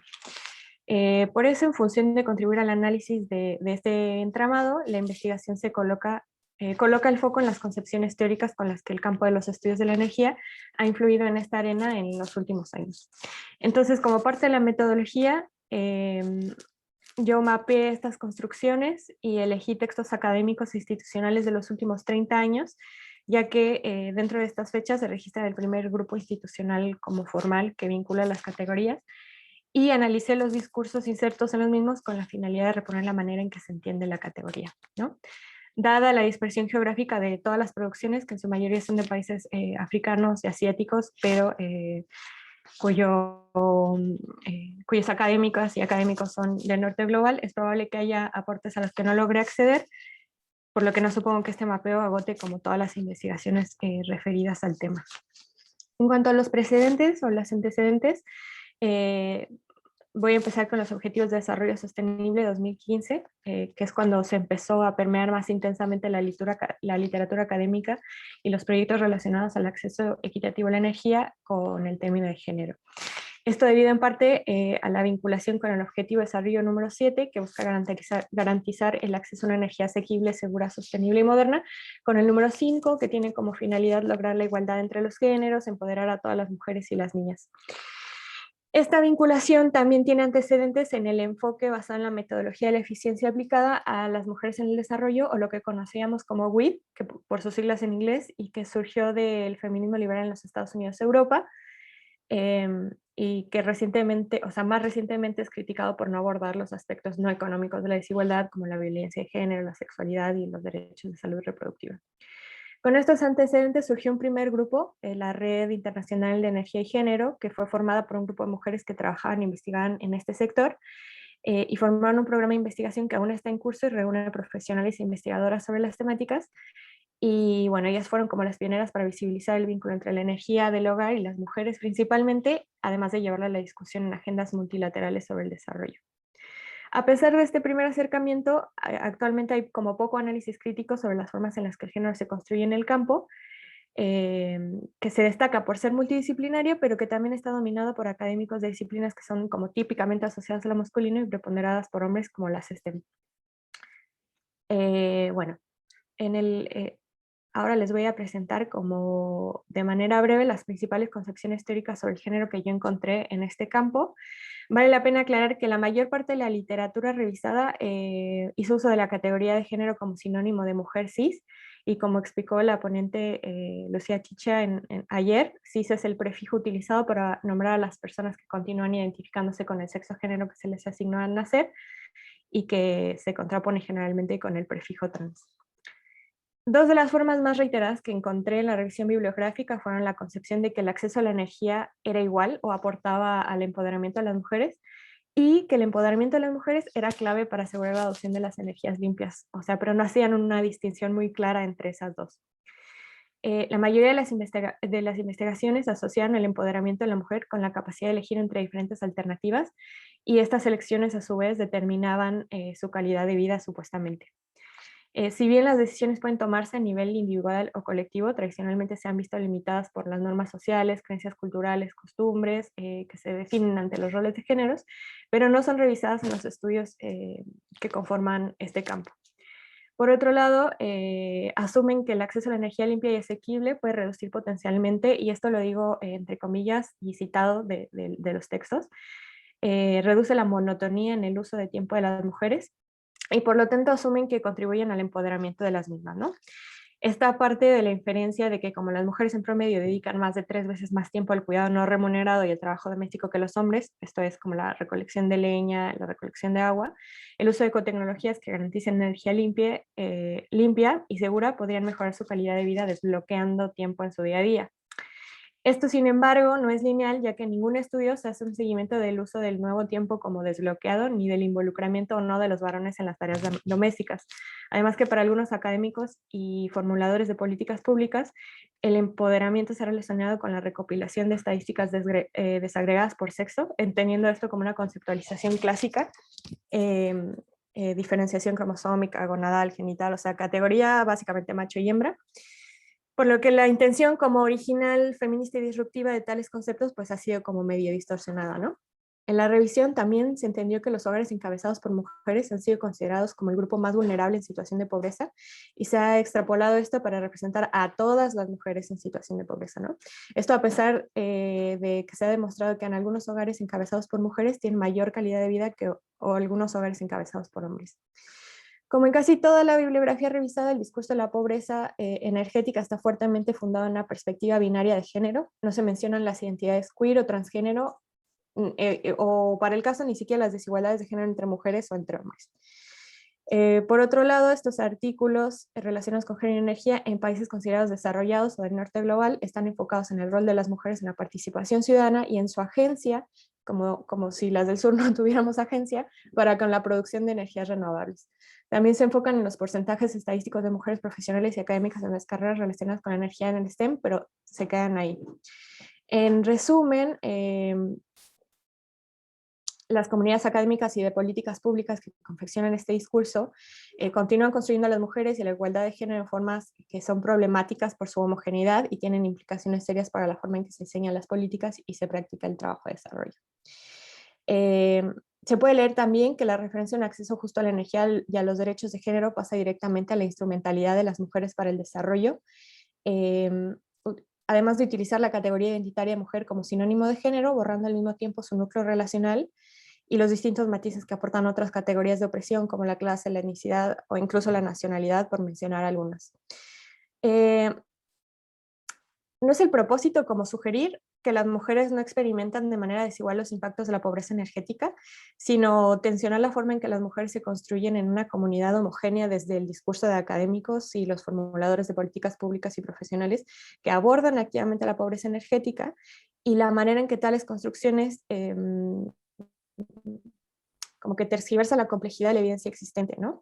Haciendo intervenciones energéticas técnicas muy particulares, como las estufas mejoradas o suministro de gas o electricidad, que parecieran lógicos o de sentido común, pero que abordan la necesidad de intervenciones como más situadas. Esta linealidad en la que están pensadas las intervenciones genera tensiones con una realidad que, en conclusión, creo que es necesario describir en su complejidad para responder a la pregunta sobre los distintos tipos de tracciones que genera el impacto de proyectos con esta mirada simplista en contextos cuya heterogeneidad está dada por las distintas formaciones de alteridad que imperan en ese contexto o por los distintos modos en que se articulan las dimensiones de opresión. Y eso sería todo. Gracias. Perfecto, muchas gracias Marcela por tu intervención. Vamos a dar paso a la última exposición. Invitamos a Débora Magdalena y a Yana Aguirre. La ponencia que nos traen titula Trayectorias de mujeres jóvenes rurales de Chile y España, imaginarios y brechas en torno a la ciencia y la tecnología, un análisis comparado desde el método biográfico. Sí, buenos días, ¿me confirman si se escucha bien? Sí, desde el método biográfico y la epistemología feminista para abordar a las hijas de la modernización rural. Sí te escuchamos, Débora. Perfecto. Sí, mi nombre es Débora Hanna, mi apellido es Hanna, siempre se tiende a generar mucha confusión. Bueno, nada, para comenzar, saludarlos a todas, todes, felicitaciones por todas las ponencias que se han mostrado hasta ahora. Contarles que lo que les voy a presentar son los resultados de una investigación doctoral que ya está finalizada, son solo un extracto de una investigación mucho más amplia, y lo que voy a presentar acá se refiere a las trayectorias imaginarios de grupos de mujeres jóvenes, rurales, en un estudio comparativo entre Chile y España, para conocer a través de sus historias de vida, no solamente el acceso a carreras de ciencia y tecnología, sino cuáles son las brechas para ello, ¿no? Vamos a ver como principal resultado que las trayectorias tienden a estar claramente feminizadas, y que la ciencia y la tecnología aparece principalmente en el marco de los imaginarios, más no en la práctica.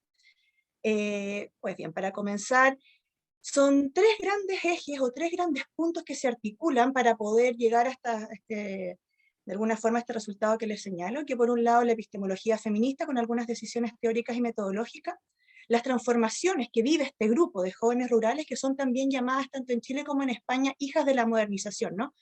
Y que experimentan una serie de nuevas pautas socioculturales en algunos ámbitos, pero que en otros aún hay digamos unas brechas o un rezago en comparación a sus pares rurales, hombres, o sus pares urbanas, ¿no?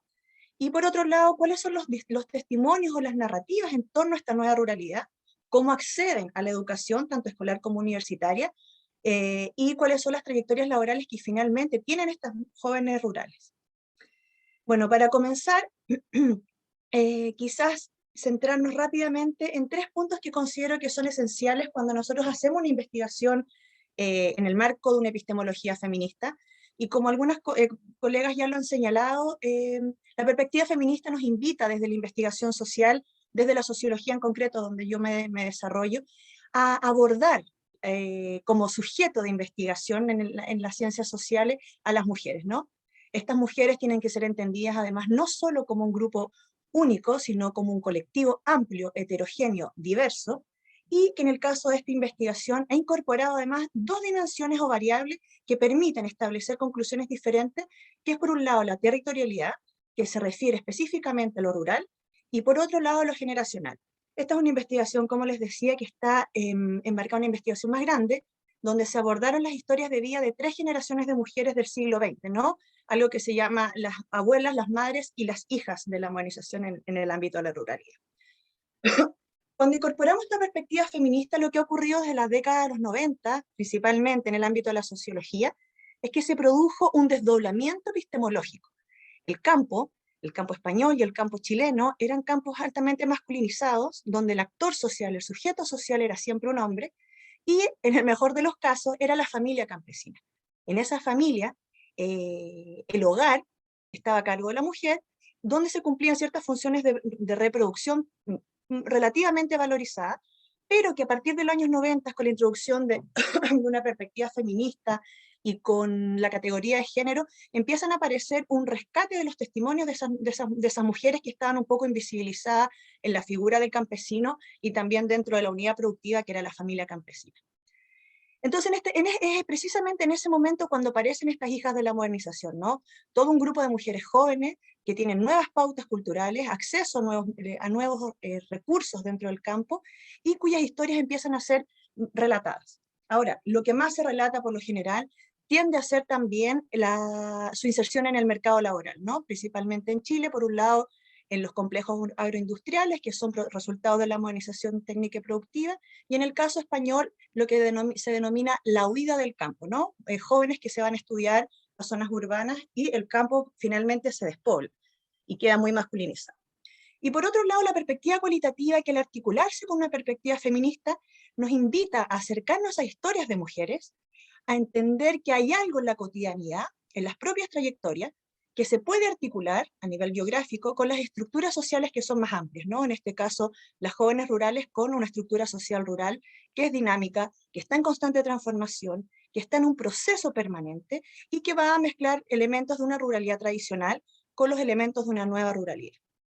La triangulación de esos 3 elementos nos va a permitir hablar de una modernización en las zonas rurales, no solo técnico-productiva, sino también sociocultural. Dentro de ello cabe algunos aspectos sobre lo educacional y sobre las trayectorias laborales, ¿no?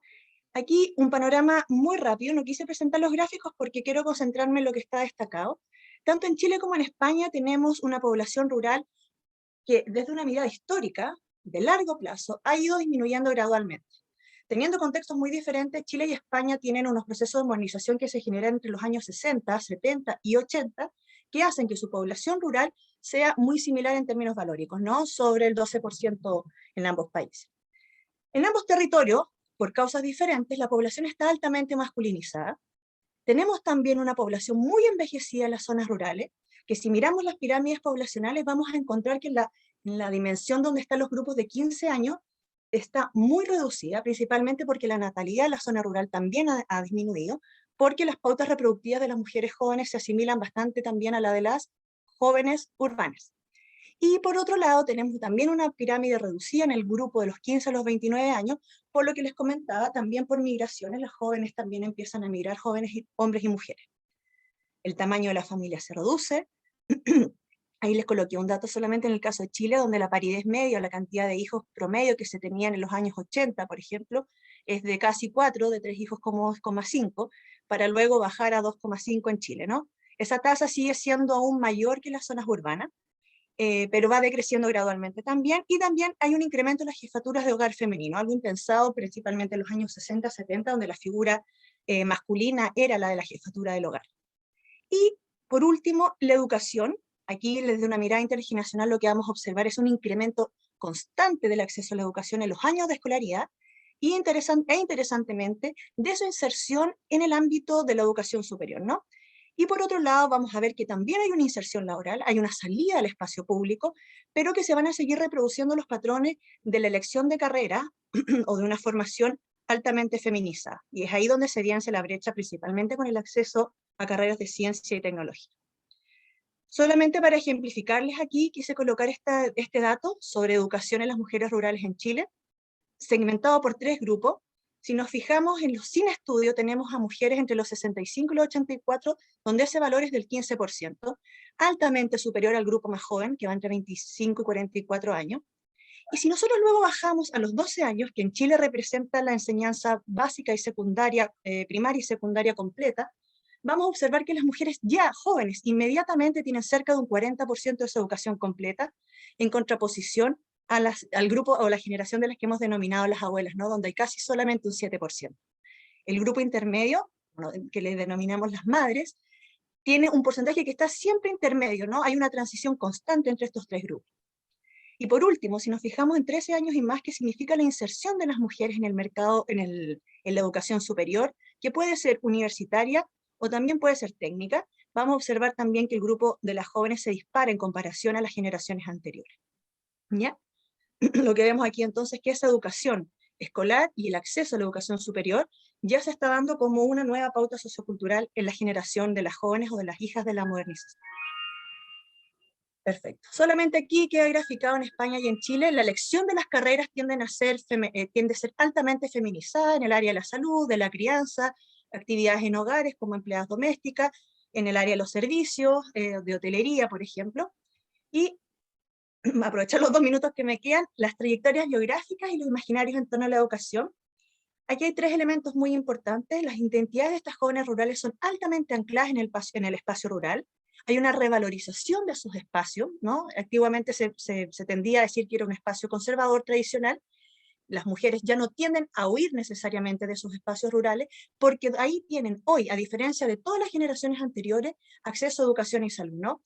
Esto es principalmente importante porque todas las generaciones anteriores debieron migrar, bien para trabajar o bien para tener que educarse fuera de sus espacios rurales. Aquí las jóvenes pueden mantener su educación en sus propios poblados, y ello les va a permitir también nuevas formas de autonomía, de empoderamiento, de desarrollo de sus propias capacidades en un vínculo constante con su propio entorno y con su propia familia.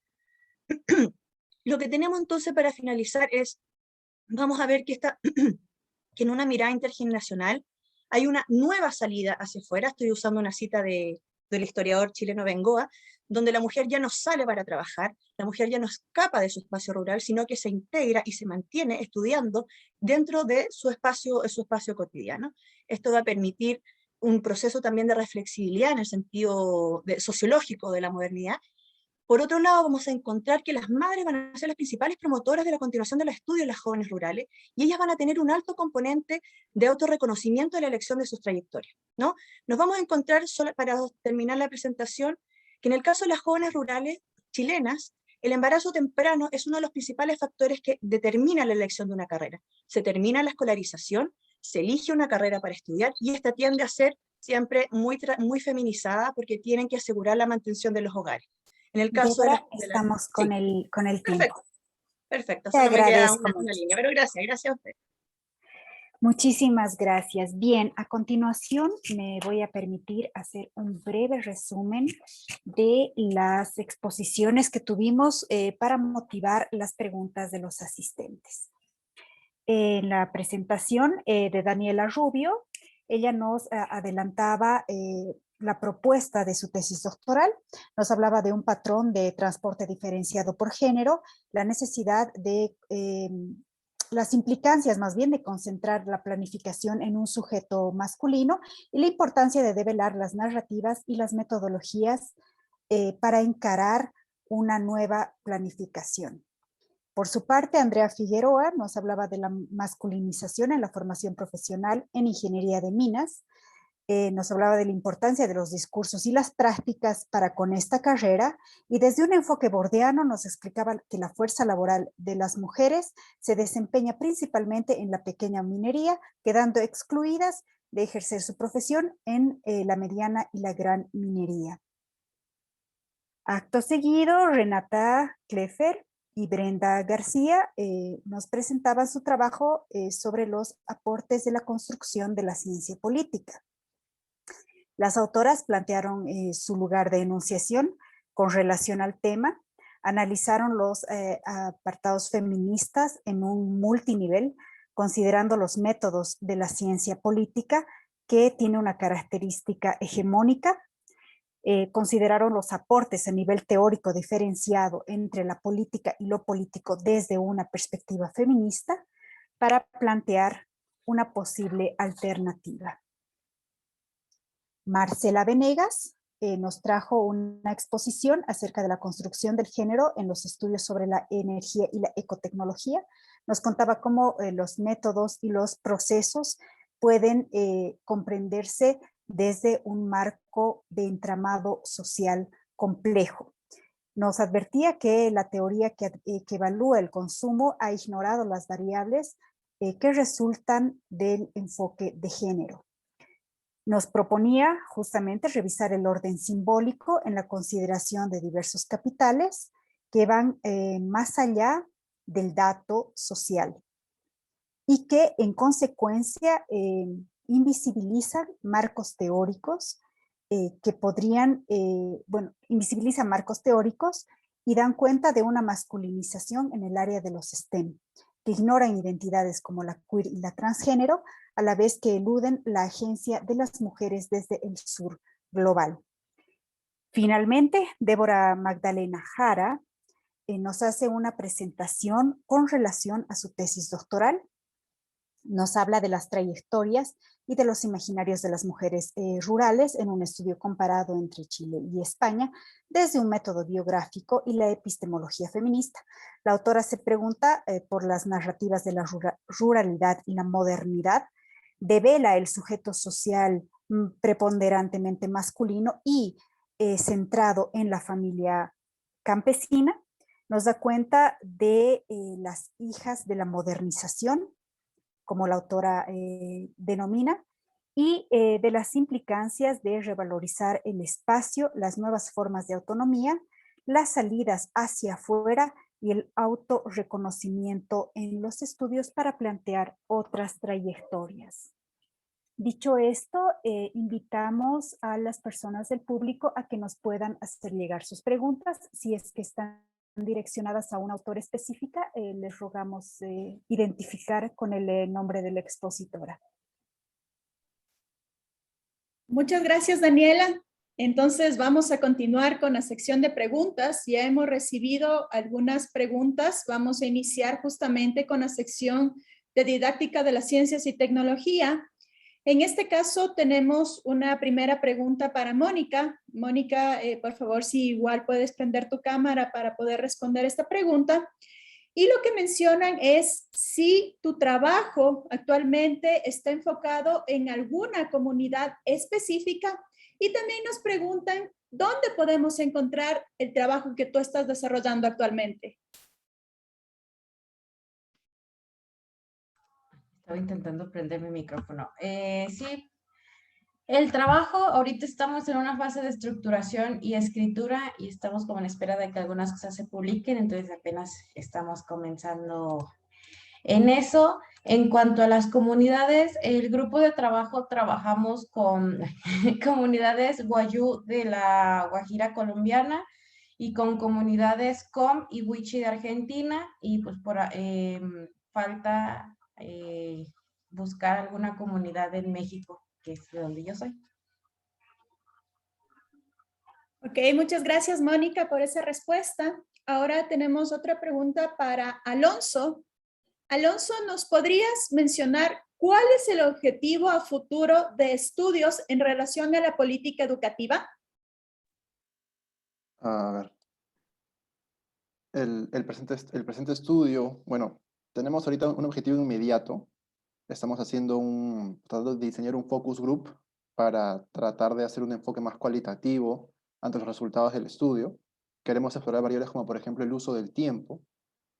Hace unos 10 años hubo una encuesta que se llama la Encuesta Nacional de Uso del Tiempo, en el que uno de los hallazgos principales era que las mujeres utilizan más tiempo para tareas domésticas en comparación a los hombres, por ejemplo.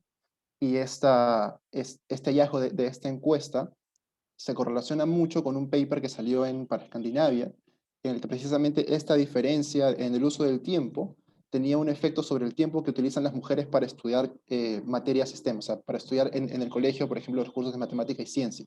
Y esto podría estar en correlación negativa con la decisión de postular a una carrera STEM.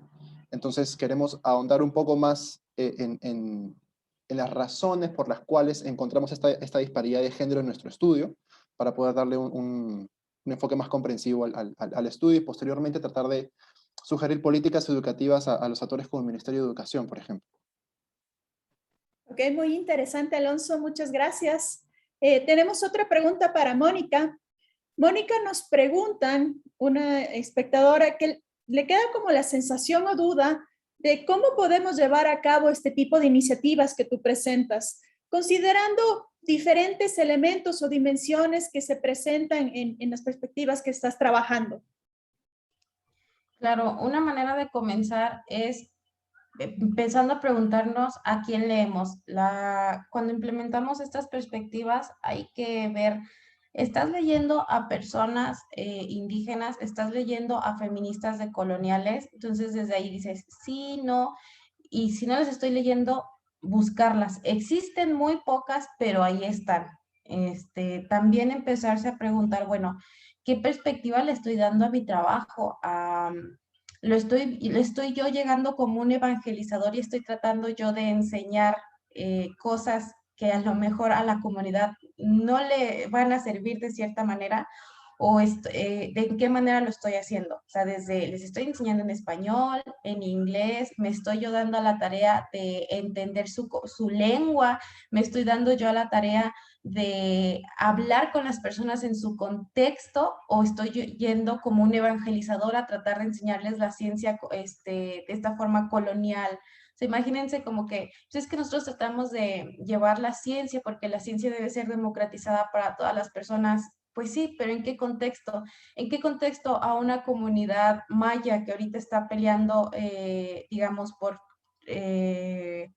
defender su territorio? ¿De qué les sirve saber que la sustentabilidad y la ecología y no sé qué, cuando ellos tienen preocupaciones como cómo defiendo a mi tierra? O sea, ¿cómo defiendo a mi lugar cuando ni siquiera hay personas que hablen mi misma lengua? Cuando llegan los abogados y me hablan en español y me piden un montón de cosas que yo ni siquiera entiendo. Entonces empezar a ver como tú, como persona, como investigador, profesor, profesora, ¿qué estás haciendo para empezar a tomar esta perspectiva decolonial, esta perspectiva feminista? Y decir, bueno, entonces desde ahí, antes de empezar a implementar, pregúntate a ti mismo, a ti mismo, a ti misma, ¿cómo lo vas a, con todo esto, por ejemplo, los aportes que les dije, pues empezarlos a tomar en cuenta para implementarlos, tanto en tu investigación como en lo que vas a enseñar? Cuánta lógica, Mónica, en la realidad que presentas de cómo se está trabajando con este tipo de comunidades, ¿no?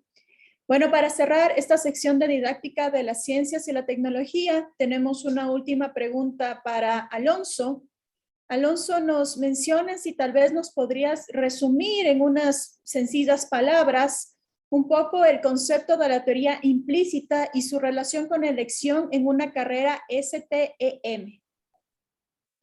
De acuerdo. Es un concepto relativamente nuevo. Teoría implícita quiere decir, digamos, es una idea preconcebida que se puede cambiar acerca de la naturaleza de la propia inteligencia. Se tienen dos versiones de esa teoría implícita. Una que ve a la teoría implícita, perdón, a la inteligencia o a la habilidad como un stock ya dado que no se puede cambiar.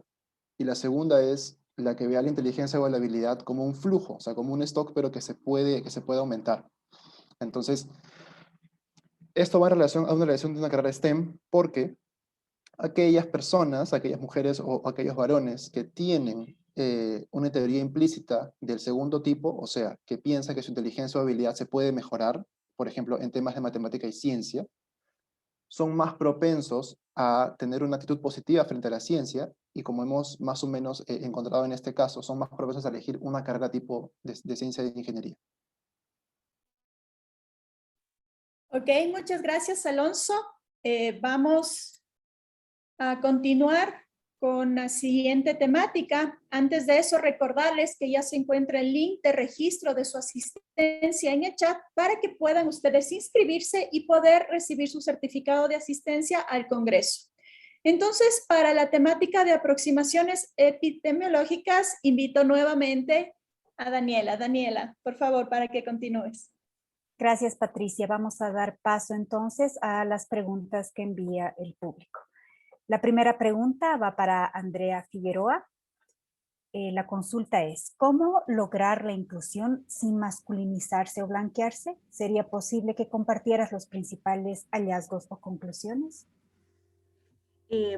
Bueno, sobre lo primero, yo sugiero, propongo siempre visibilizar 3 puntos centrales para no caer, digamos, en una masculinización de las ingenieras en formación. Lo primero es entender que el proceso, además que ellas viven, es un proceso, se junta con un proceso vital, en el cual hay una construcción identitaria. Por tanto, en un primer nivel, lo que es necesario es visibilizar el proceso de construcción subjetiva de cada una de ellas, la de construcción profesional que van a tener, entonces, en la medida que sus trayectorias también van avanzando, y una nueva construcción que también va a converger entre las experiencias formativas y el cómo entonces la cultura se va visibilizando, ¿no?, en las interacciones que ellos van realizando.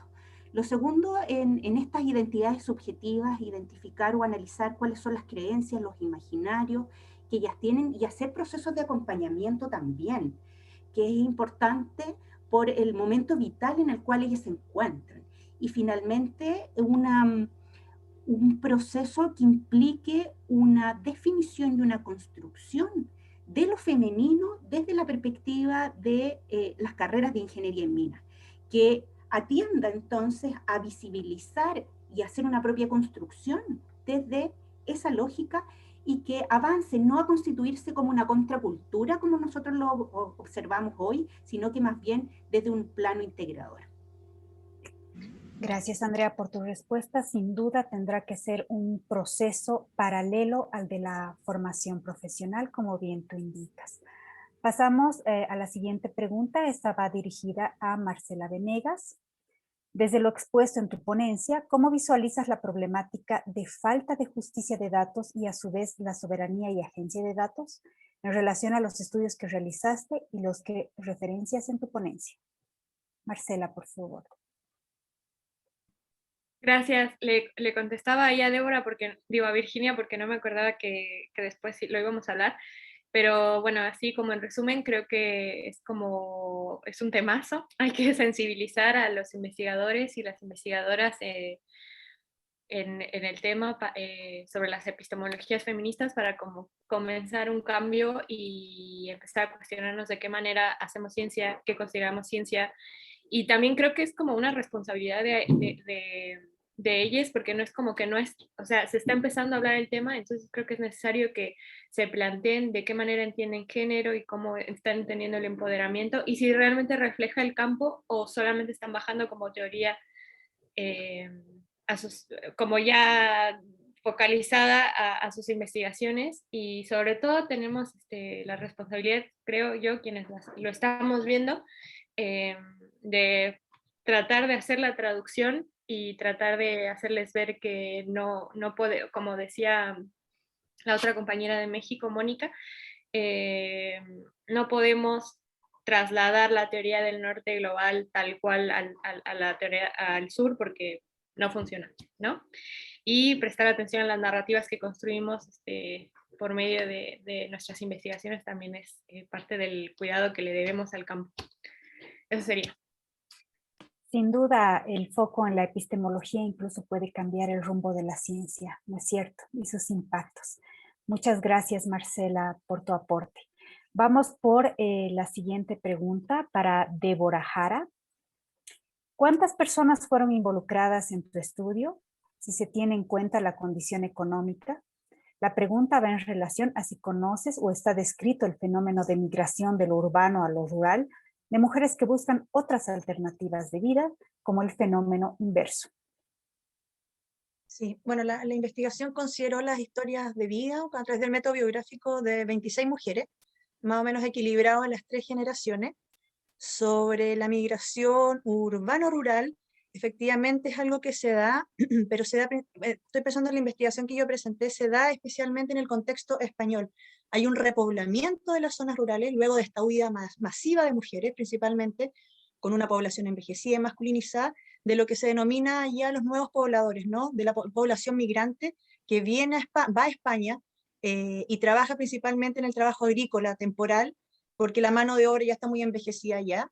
Y a eso se suma también la búsqueda que se da también en el marco de la nueva ruralidad, como de espacios o territorios donde se viva con una mejor calidad de vida, donde haya mayor convivencia. Entonces las zonas rurales en España se han repoblado como resultado de eso. En el caso de las zonas rurales y urbanas chilenas, principalmente la zona de los valles centrales, que es la zona como media del país, que es muy largo, lo que ocurre allí es que hay una conurbación rural-urbana, ¿no? Los límites se van difuminando, se van conectando tanto en el nivel de las prácticas, de las costumbres, pensando también en algún comentario, y los movimientos o la migración urbano-rural, digamos que es temporal, ¿no? No hay un desplazamiento largo, extendido en el tiempo, sino que se puede mover la gente rápidamente porque hay transportes que lo permiten, ¿no? Desde automóviles, buses, hay transporte público, entonces permite que esa migración sea expedita, sea continua y que no implique un quiebre con el origen urbano o rural de las personas que se van moviendo. Se hace principalmente en casos de segunda vivienda y también de trabajos temporales. Bien, Débora, otra pregunta que de pronto está relacionada con esta. Una persona nos pregunta por qué eligió la comparación con España. Sí, bueno, como es un doctorado que se hizo en el marco de un programa de la Universidad Complutense de España, fue una sugerencia de hacer la comparación precisamente porque son países que han tendido, bueno, más allá de que lo hice en España y con Chile, es porque ambos países tienen procesos de modernización técnico y productiva primero, que ocurren en fechas muy similares, que tienen un proceso también muy similar, con efectos, porque la modernización técnica va a tener efectos en las pautas socioculturales, y eso se va a producir y van a tener pautas también muy similares en ambos países, tanto en las tasas de natalidad, en los accesos a educación, con un poquito más de desarrollo, si queremos usar la palabra, en el caso español, por la situación económica del país y porque el despegue español es un poquito antes que en el caso chileno. Las transformaciones de la producción agrícola también se producen de forma similar. Entonces, quizás respondiendo a la pregunta, es porque la estructura rural, dinámica, tiene muchas características similares entre ambos países, ¿no? Ok. Aquí hay una observación, dice qué aspectos tan interesantes destaca en su exposición. Y la pregunta, me gustaría saber si allá, al igual que en Ecuador, se están perdiendo las costumbres y vestimentas propias de las mujeres rurales. Dice, el Estado debe trabaja en proyectos que fortalezcan la preservación de estos aspectos.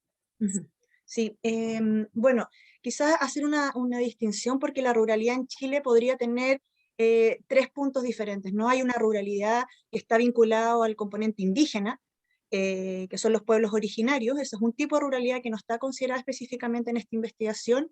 Hay una que es la de las zonas centrales, y es precisamente en esa donde se produce este proceso que yo les comentaba de la conurbación rural-urbana, y que eso permite que las costumbres, las vestimentas, los accesos, ¿no? Música, tecnología, vayan siendo muy similares entre las zonas urbanas y rurales.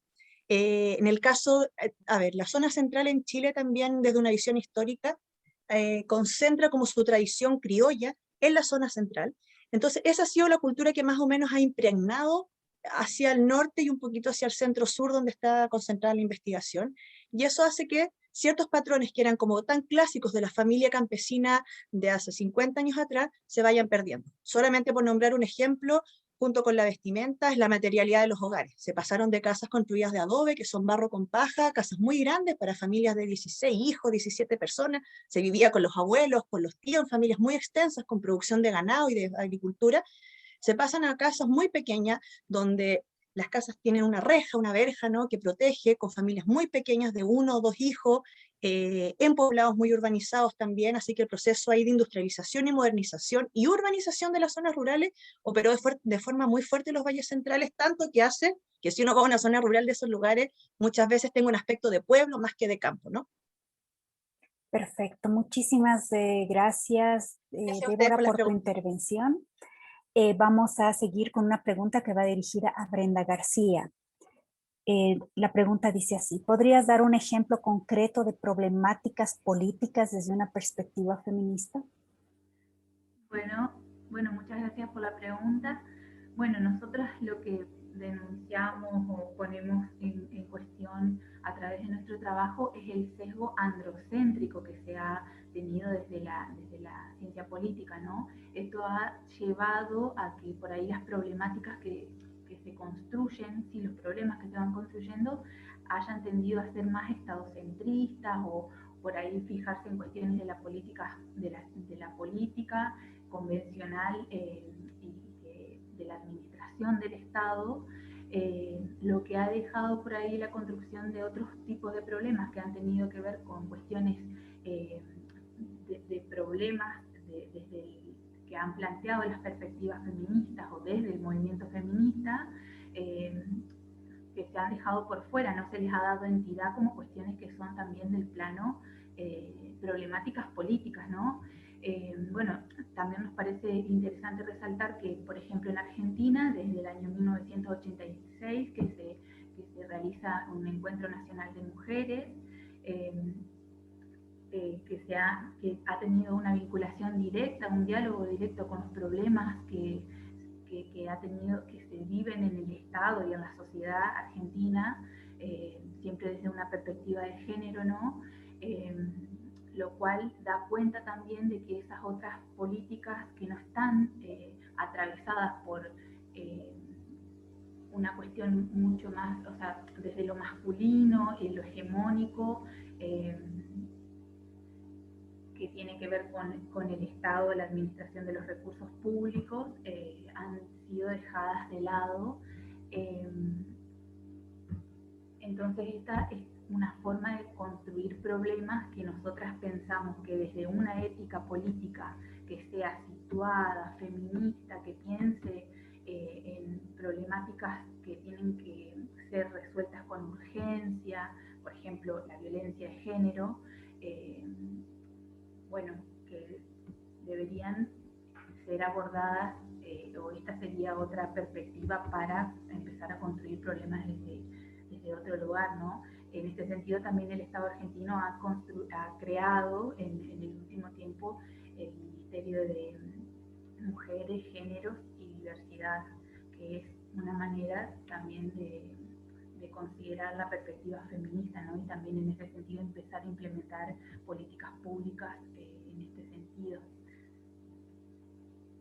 Muchísimas gracias, Brenda, por la respuesta. Con esto hemos dado por terminada la fase de las preguntas. Les recordamos, por favor, llenar el formulario en el link que se ha compartido con ustedes en el chat para obtener su certificado de asistencia.